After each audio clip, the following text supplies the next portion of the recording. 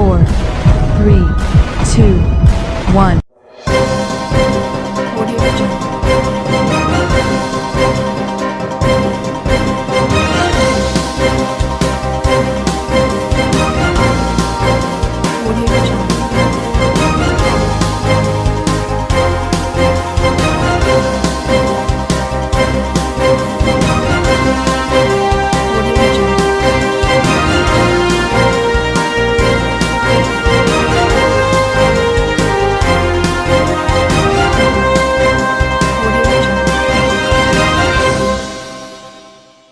नमस्कार, मैं हूं नरेश राघानी और आप देख रहे हैं हॉराइजन न्यूज। कोरोना की वजह से हुई अजमेर में 9वीं मौत।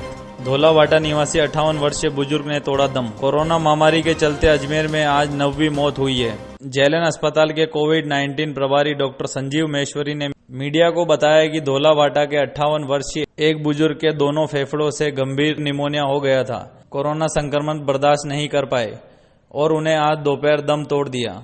इसी के साथ अजमेर में कोरोना से हुई मौतों का आंकड़ा 9 हो चुका है।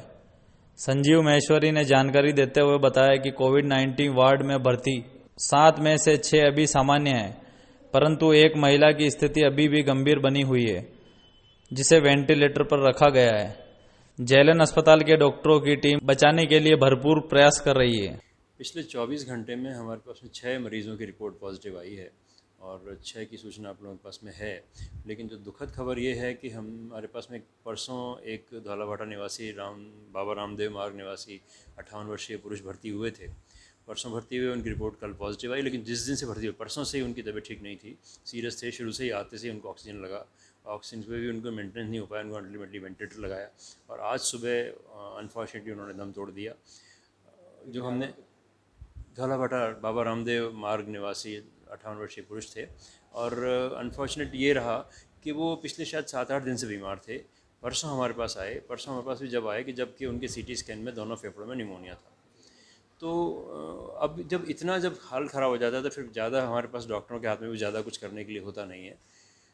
फिर भी जितना हमसे संभव हुआ हमने किया, कोशिश की, लेकिन हम उनको बचा नहीं पाए। सुबह उन्होंने दम तोड़ दिया। उनकी जो हमने पूरी हिस्ट्री एवेल्यूएट की तो उसमें पता लगा कि वो काफ़ी लंबे समय से भी पहले भी एक बार बीमार हो चुके थे, जबकि उनके फेफड़ों में पस भर गया था। उस टाइम वो ठीक हो गए थे, लेकिन अब जो कि दोनों फेफड़ों में निमोनिया और बहुत तेज़ी से वो निमोनिया बढ़ा। जो सीटी स्कैन आया उसमें निमोनिया कुछ और था, हमने जो एक्सरे कराया उसमें निमोनिया कुछ और ज़्यादा आया और अल्टीमेटली ज़्यादा हम उनको कुछ नहीं कर पाए उनके लिए और उन्होंने दम तोड़ दिया। और ब्यावर के तो वो तो कल सुबह की एक डेथ थी। वो भी ऐसी थे कि वो भी उनके भी थोड़ा हार्ट की प्रॉब्लम थी। उनके साथ एक और समस्या थी, उनके बीड़ी पीने से उनके दोनों फेफड़े ख़राब थे। तो उसकी वजह से भी उनके फेफड़े जितने लोगों के फेफड़े जल्दी जिनके ज़्यादा ख़राब होते हैं उसमें इस तरह की बीमारी और नुकसान करती हैं और उन्होंने भी कल सुबह दम तोड़ दिया। उनका तो कल अंतिम संस्कार हो गया। इनकी भी हमने अंतिम संस्कार की सारी तैयारियां कर ली हैं, बहुत जल्दी वो भी हो जाएगा। अभी हमारे पास में पॉजिटिव वार्ड में 7 पेशेंट भर्ती हैं, जिनमें 1 कैदी हैं और 6 सामान्य लोग हैं और सस्पेक्ट वार्ड में हमारे पास 9 पेशेंट भर्ती हैं। लेकिन अभी की जो स्थिति है इसमें भी एक जो महिला है उनकी तबीयत अभी ठीक नहीं है, उनको भी हम ऑक्सीजन दे रहे हैं, हाई फ्लो ऑक्सीजन दे रहे हैं, उनकी भी तबीयत अभी ठीक नहीं है और बाकी जो 6 लोग हैं वो ठीक हैं हमारे पास में। कोविड केयर सेंटर की इन्फॉर्मेशन आप लोगों को सीएमएचओ के पास मिलेगी, क्योंकि वो हमको रिपोर्ट नहीं करते हैं। हम लोग ऐसा कर रहे हैं, अभी जो सरकार की गाइडलाइन है कि जो एसिम्टोमेटिक पेशेंट हैं या माइल्ड सिम्टोमेटिक पेशेंट हैं उनको हम कोविड केयर सेंटर में भेज रहे हैं और जो सीरियस पेशेंट हैं उनको हमारे पास रख रहे हैं, क्योंकि वहाँ सीरियस पेशेंट रखने की व्यवस्था नहीं। सीरियस पेशेंट के लिए व्यवस्था हम कर रहे हैं, उनको सब तरह की व्यवस्था हमारे पास में है, चाहे ऑक्सीजन हो, चाहे वेंटिलेटर हो, चाहे ड्रिप हो, चाहे इंजेक्शन हो, सब चीज़ें हमारे पास में है। अब ये इनको मिला के हमारे पास में 9वीं डेथ है अजमेर में, जेएलएन मेडिकल कॉलेज में 9वीं डेथ है। 8 मरीजों की डेथ अस्पताल में हुई है। मुख्यमंत्री अशोक गहलोत ने अजमेर के पुलिस अधिकारियों से वीडियो कॉन्फ्रेंस पर बात की। आईजी और एसपी सहित थाना अधिकारियों से भी जाने हालचाल। कोरोना के दौरान योद्धा के रूप में ड्यूटी दे रहे पुलिस कर्मियों से मुख्यमंत्री अशोक गहलोत ने संवाद किया। यह पहला मौका था जब मुख्यमंत्री अशोक गहलोत ने आईजी और एसपी के साथ साथ थाना अधिकारियों से भी हाल जाने और उन्हें धन्यवाद भी दिया, क्योंकि कोरोना के दौरान इस बार पुलिस का नया रूप भी देखने को मिला। पुलिस ने सभी को साथ लेकर कोरोना से लड़ने की तैयारी कर रखी है। खास बात यह रही कि मुख्यमंत्री गहलोत ने दरगाह थाना एसएचओ से भी चर्चा की, जिस पर थाना अधिकारी हेमराज ने उन्हें दरगाह इलाके के सभी वास्तविक रिपोर्ट बताई और जो कमियां थी उनकी मांग भी की गई। कॉन्फ्रेंसिंग के जरिए मुख्यमंत्री ने सभी पुलिस अधिकारियों से कहा कि इस वक्त सभी ने प्रदेश भर में कोरोना योद्धाओं के रूप में काम किया है, जो काबिले तारीफ है। साथ ही पुलिस कर्मियों ने भी उन्हें कई सुझाव दिए, जिस पर गहलोत ने विचार करने की बात कही। आज माननीय मुख्यमंत्री महोदय ने चूँकि कोरोना में लॉकडाउन का लंबा पीरियड चला, जिसके संबंध में माननीय डीजी साहब से लेके एसएचओ लेवल की मीटिंग रखी थी, जिसमें हम लोगों से, उच्च अधिकारियों से लेके हम लोगों से, सभी से हमारे जो कोरोना में जो एक्सपीरियंसेस थे वो साझा किए। हमारी जो प्रॉब्लम्स हमने फेस की, हमने क्या क्या अच्छे काम किए, वो सब हमारे से पूछे, हमने खुल के बताए हैं। क्योंकि ये बात सभी आप लोग भी जानते हो कि ये कोरोना का एक ऐसा पीरियड था जिसमें जनता ने पुलिस का असली चेहरा देखा है और सभी जगह पुलिस का जो पहले नेगेटिव छवि थी वो पॉजिटिव में हुई है।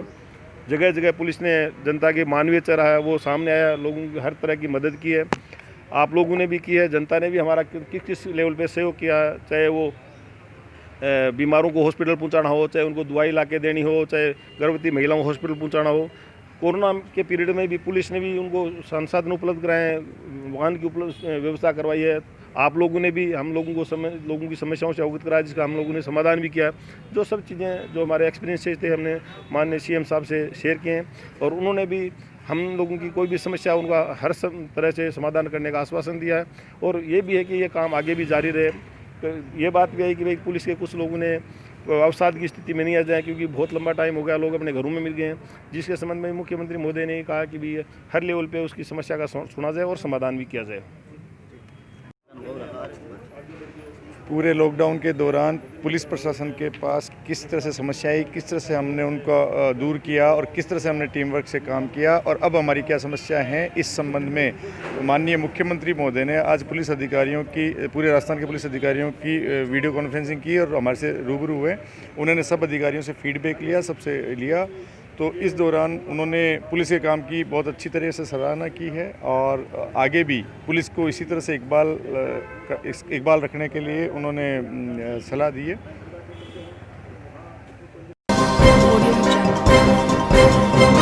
अजमेर ट्रैफिक पुलिस ने कचहरी रोड से शुरू की अतिक्रमण हटाने की कवायद। एलिवेटेड रोड का कार्य सुचारू रूप से चलने हेतु किया वन वे। दुकानदारों को सामान सड़क पर न रखने की दी हिदायत। अजमेर के प्रशासन ने कोरोना लॉकडाउन की वजह से बाजारबंदी के बाद जब व्यापारी वर्ग को अपनी दुकानें खोलने की अनुमति प्रदान की थी, तब व्यापारी वर्ग से यह वादा लिया था कि वह अपना सामान सड़क अथवा फुटपाथ पर नहीं रखेंगे। परंतु Kachahri road, Madar gate, railway station, Thailand market, इन सभी जगहों पर व्यापारियों के इस रवैये में कोई सुधार नहीं आया। उस पर इन सभी मार्गों पर एलिवेटेड रोड का काम जारी है। आज दोपहर Ajmer traffic police incharge Sunita Gurjar के नेतृत्व में ट्रैफिक पुलिस की टीम सड़कों पर निकली और व्यापारियों को अपना सामान दुकान की हद में रखने की हिदायत दी। सुनीता गुर्जर ने बताया कि एलिवेटेड रोड का कार्य संपन्न करने हेतु वन वे कर दिया गया ताकि किसी तरह की ट्रैफिक व्यवधान उत्पन्न न हो, परंतु व्यापारी वर्ग इससे पुनः सड़कों पर सामान रख रहा है इसमें पुनः सड़कों पर सामान रख रहा है, जिसकी वजह से शहर के ट्रैफिक व्यवस्था का बुरा हाल है। सुनीता गुर्जर ने हिदायत देते हुए कहा है कि यदि कोई व्यापारी कल से सड़क या फुटपाथ पर सामान रखेगा तो सख्त कार्रवाई करते हुए चालान काटे जाएंगे ताकि शहर की ट्रैफिक व्यवस्था बनी रहे। पूरा काम चल रहा है, पूरा रोड है वो एक साइड चल रहा है। इसके बावजूद भी दुकानदारों को मतलब शुरू में कोरोना में इनको दुकान खोलने के लिए इन लोगों ने जब बोला गया था तो इन्होंने बोला था हमारी हद में रह के और सारे रूल्स फॉलो करके हम दुकान खोलेंगे। इसके बावजूद इन लोगों ने सड़क पे सामान रख रखा है और जहाँ अपने फुटपाथ है वहाँ पर सामान रख रखा है। आज इनको हिदायत दी है, कल से कड़ी कार्रवाई करते हुए सारा सामान सीज कर लिया जाएगा, क्योंकि बहुत ही प्रॉब्लम हो रही है। इस तरफ का जो मार्ग है हमारा पूरा रुका हुआ है और वन वे भी कर रखा है, उसके बावजूद भी आने जाने में तकलीफ होने की वजह से आज ये कार्रवाई की है और ये जारी रहेगी और सख्ती के साथ और करेंगे। राजस्थान रोडवेज संविदा कर्मियों ने दिया मुख्यमंत्री के नाम ज्ञापन। कोरोना महामारी की वजह से मंडराने लगा है उनके सर पर आर्थिक संकट। आज राजस्थान रोडवेज संविदा कर्मियों ने जिला कलेक्टर विश्व मोहन शर्मा को ज्ञापन दिया। राजस्थान सरकार के नाम दिए गए इस ज्ञापन में रोडवेज संविदा कर्मियों ने अपनी आर्थिक पीड़ा व्यक्त की है। संविदा कर्मियों का कहना है कि वह बस सारथी योजना के तहत राजस्थान रोडवेज में कमीशन बेस पर कार्यरत है। कोरोना महामारी के चलते सभी पब्लिक ट्रांसपोर्ट बंद हो जाने की वजह से उन पर भी आर्थिक भार पड़ने लगा है। इसीलिए ये समस्या और विकराल रूप धारण कर रही है। संविदा कर्मियों का यह भी कहना है कि अब उनके आर्थिक भविष्य का क्या होने वाला है। क्या उन्हें राजस्थान रोडवेज सुचारू रूप से काम करने देगी या उन्हें निकाल दिया जाएगा। कोरोना महामारी के दौरान लोगों के यात्रा करने पर भी रोक लगी थी, जिस रोक की वजह से इन संविदा कर्मियों के सामने रोजी रोटी का संकट उभर कर आ रहा है। इस ज्ञापन में इन सभी संविदा कर्मियों ने राज्य सरकार से राहत की उम्मीद की है। हाँ भैया, क्या माने कि क्या ज्ञापन लेना? सर, हम प्रबंधक निदेशक जयपुर हेड ऑफिस के माध्यम से, रोडवेज के माध्यम से इसको देना चाह रहे हैं। हमारे बस एजेंट बस सारथी योजना के अंतर्गत हम कॉन्टैक्ट बेस पे काम कर रहे हैं और लगभग 3 महीनों से इस बीमारी के, कोरोना बीमारी के कारण हम जो बैठे हैं, हमारे को कोई आर्थिक सहायता नहीं है, कोई अनुदान राशि नहीं है और आगे भी इसका कोई सोर्स मालूम नहीं पड़ रहा, हमें रखेंगे या नहीं रखेंगे या हमारा काम चलेगा नहीं चलेगा।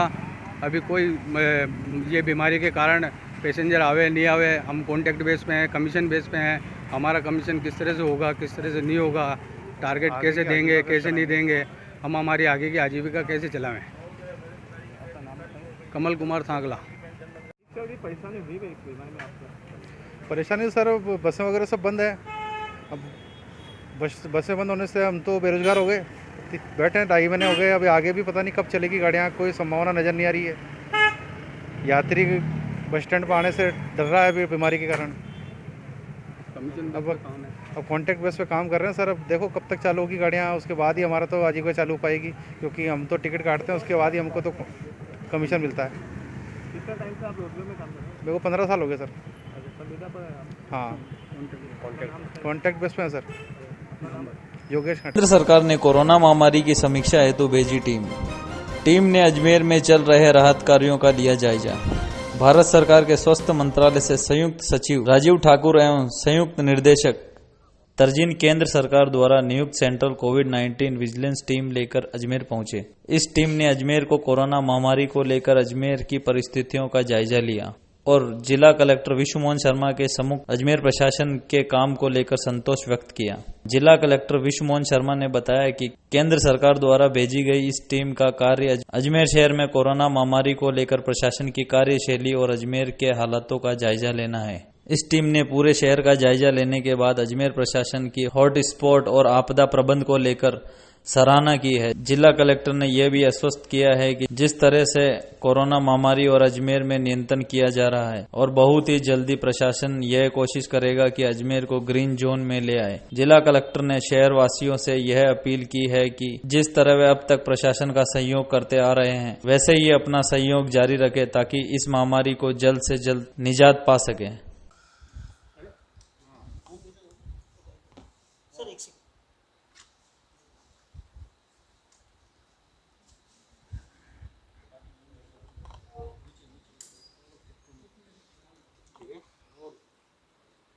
सर, आज कहाँ का निरीक्षण किया, कौन सी टीम आई? आज सेंट्रल गवर्नमेंट की जो टीम है कोविड के लिए वो दिल्ली से आई हुई है और इसमें श्री राजीव सिंह ठाकुर जी जो दिल्ली में सेंट्रल गवर्नमेंट में अभी डेपुटेशन पे हैं, उनके नेतृत्व में national centre for disease control और हेल्थ मिनिस्ट्री के एक्सपर्ट्स ने आज अजमेर में मीटिंग ली है और कंटेनमेंट जोन का उन्होंने दौरा किया। इसके साथ साथ जो कोविड केयर सेंटर बना है और जो क्वारंटीन सेंटर्स है उसके बारे में भी जानकारी ली है उन्होंने।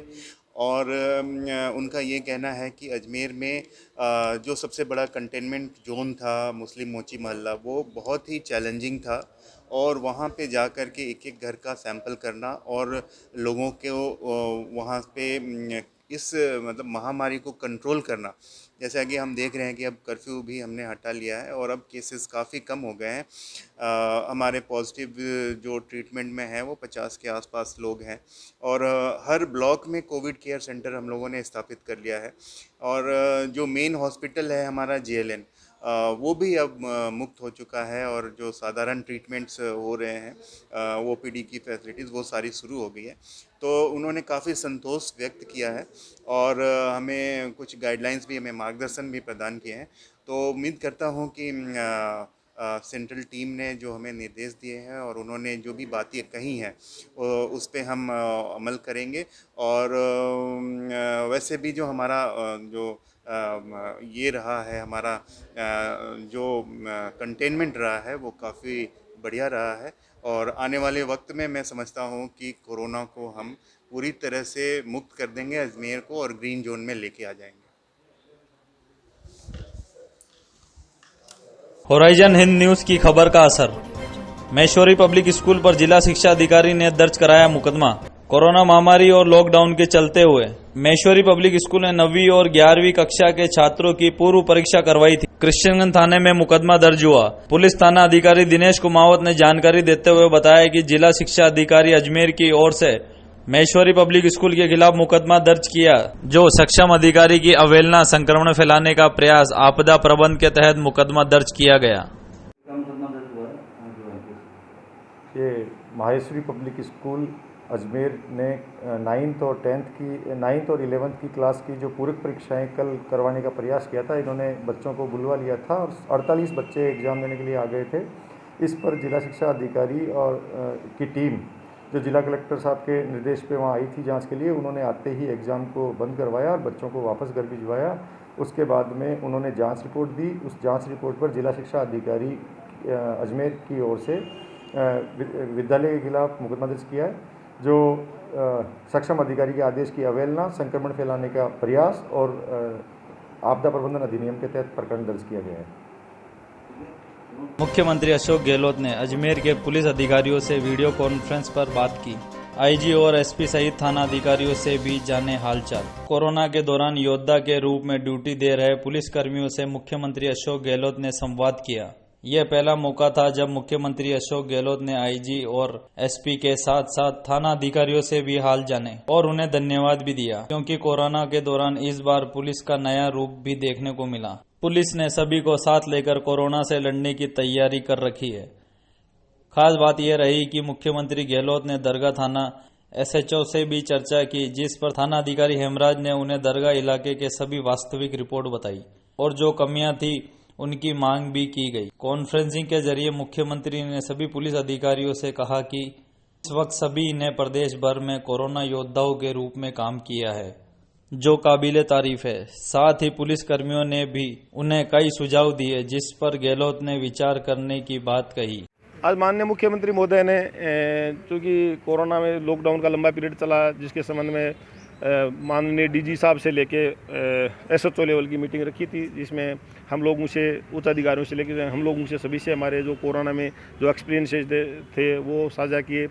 हमारी जो प्रॉब्लम्स हमने फेस की, हमने क्या क्या अच्छे काम किए, वो सब हमारे से पूछे, हमने खुल के बताए हैं। क्योंकि ये बात सभी आप लोग भी जानते हो कि ये कोरोना का एक ऐसा पीरियड था जिसमें जनता ने पुलिस का असली चेहरा देखा है और सभी जगह पुलिस का जो पहले नेगेटिव छवि थी वो पॉजिटिव में हुई है।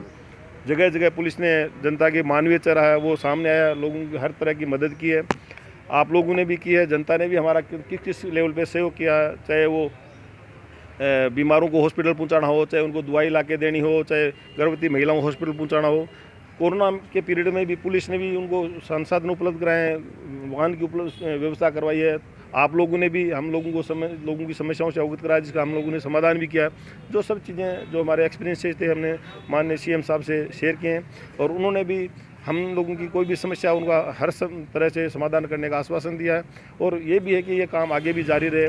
तो ये बात भी है कि भाई पुलिस के कुछ लोगों ने अवसाद की स्थिति में नहीं आ जाए, क्योंकि बहुत लंबा टाइम हो गया, लोग अपने घरों में मिल गए हैं, जिसके संबंध में मुख्यमंत्री महोदय ने कहा कि भी हर लेवल पे उसकी समस्या का सुना जाए और समाधान भी किया जाए। पूरे लॉकडाउन के दौरान पुलिस प्रशासन के पास किस तरह से समस्याएं, किस तरह से हमने उनको दूर किया और किस तरह से हमने टीम वर्क से काम किया और अब हमारी क्या समस्या हैं, इस संबंध में माननीय मुख्यमंत्री महोदय ने आज पुलिस अधिकारियों की, पूरे राजस्थान के पुलिस अधिकारियों की वीडियो कॉन्फ्रेंसिंग की और हमारे से रूबरू हुए। उन्होंने सब अधिकारियों से फीडबैक लिया, सबसे लिया। तो इस दौरान उन्होंने पुलिस के काम की बहुत अच्छी तरह से सराहना की है और आगे भी पुलिस को इसी तरह से इकबाल रखने के लिए उन्होंने सलाह दी है।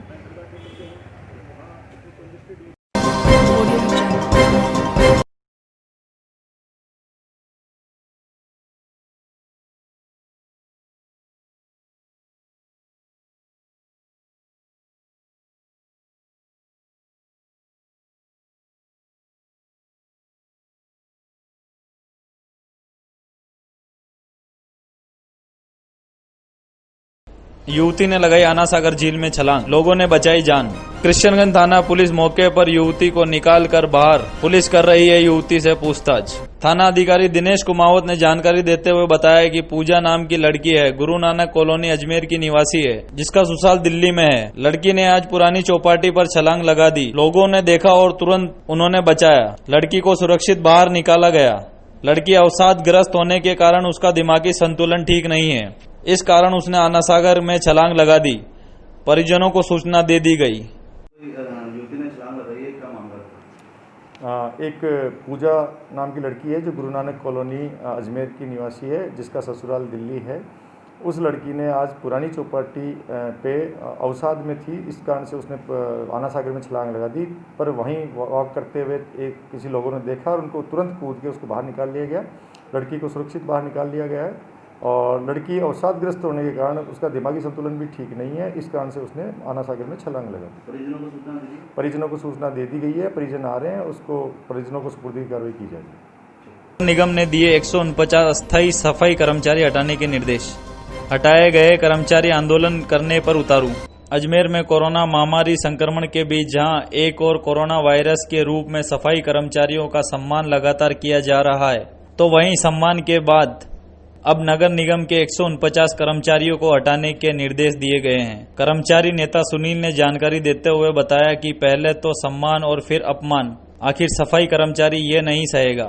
जहां लगातार देश में कोरोना संक्रमण के बीच पूर्ण रूप से अपनी भूमिकाएं निभाई जा रही थी, लेकिन नगर निगम द्वारा उनके साथ छलावा किया है। सभी कर्मचारियों द्वारा कमिश्नर को ज्ञापन देते हुए अपनी मांग को रखा। वहीं जिन कर्मचारियों के 3 संतानें हैं उनको भी हटाने के निर्देश दिए गए। जहां शासन विभाग द्वारा अनुशासन के आधार पर सभी कर्मचारियों को नियुक्ति नहीं दी गई, नगर निगम भर्ती 2018 में इन्हें शामिल कर शीघ्र नियुक्ति प्रदान करने की मांग की कर्मचारियों द्वारा की गई। वह बताया कि विगत 4 महीने से नगर निगम में संपर्क करने के बावजूद निर्धन और गरीब कर्मचारियों को नियुक्ति नहीं दी जा रही है। जैसे कि आप सभी को समाचार पत्रों के माध्यम से ज्ञात हो चुका होगा कि नगर निगम में अस्थायी कर्मचारी 150 को हटा दिया गया है, जबकि पूरा अजमेर कोरोना योद्धा के रूप में सफाई कर्मचारियों का स्वागत कर रहा है, जगह जगह सम्मान कर रहा है। उसी क्रम में नगर निगम ने अपनी हठधर्मिता के कारण उन सभी गरीब परिवारों 150 परिवारों को आज अपनी नौकरी से निकाल दिया। वो 150 परिवारों को ही नहीं निकाला, जबकि उनके पीछे जीने वाले उनके बच्चे, उनकी पत्नी, उनके परिवार को नगर निगम ने उनके पेट पर लात मारी है। मेरा नगर निगम प्रशासन को इस ज्ञापन के मार्फत ये निवेदन है कि वो सभी 150 कर्मचारियों को पुनः नियुक्ति देकर उनके भरण पोषण का ध्यान रखें। इन कोरोना योद्धाओं के लिए अपने आश्वासन के मार्फत उनको नौकरी पर रखा जाए। साथ ही हमने निगम में पिछले 4-5 महीनों से हमने यह मांग करी हुई है कि 3 संतानों का जो मुद्दा है वो नगर निगम आज भी उन 3 संतानों को लेने में कहीं ना कहीं आनाकानी कर रहा है, जबकि पूरे राजस्थान लेवल पर कहीं क्या पुष्कर, केकड़ी, विजयनगर में 3 संतानों वाले जो केस के मामले थे उन्हें में ज्वाइनिंग दे दी गई है। आज मेरे साथ में ये स्थायी कर्मचारी ग्रुप में मौजूद 3 संतान वाले प्रार्थी मौजूद हैं, इन्हें आज तक भी नगर निगम अजमेर ने ज्वाइनिंग नहीं दी है। मेरा अखिल भारतीय सफाई मजदूर कांग्रेस के द्वारा मैं अनिल गोयल ये निवेदन करता हूँ कि आप शीघ्र इनको नियुक्ति देकर वाल्मीकि समाज को अनुग्रहण करें, अपना अमूल्य योगदान दें। सर 150 कर्मचारियों को क्यों निकाला है? जैसा कि आप सभी जानते हैं अजमेर में ठेका पद्धति काम चल ही रहा है। इन ठेका पद्धति में लोगों को अपने लालच के लिए रखा जाता है और जब भी जो स्वच्छता सैनिक का जो अभियान था, उनका स्वच्छता सैनिक अभियान के तहत इन कर्मचारियों को ले लिया गया था। आज जब वो अभियान में इनकी सैलरी नहीं आ रही है तो उन परिवारों को आज नगर निगम ने हटा दिया है। आपको 150 कर्मचारियों को नहीं वापस रखे तो आप आगे क्या करोगे? निश्चित रूप से अगर 150 कर्मचारियों को पेट भरण पोषण की दिक्कत आएगी तो निश्चित ही अखिल भारतीय सफाई मजदूर कांग्रेस विशाल स्तर पर धरना प्रदर्शन देगी, जिसकी समस्त जिम्मेदारी नगर निगम प्रशासन की होगी। आपका नाम? अनिल गोयल, जिला अध्यक्ष अखिल भारतीय सफाई मजदूर कांग्रेस। विस्तार से पढ़ने के लिए लॉग इन करें horizonhind.com। सच के साथ।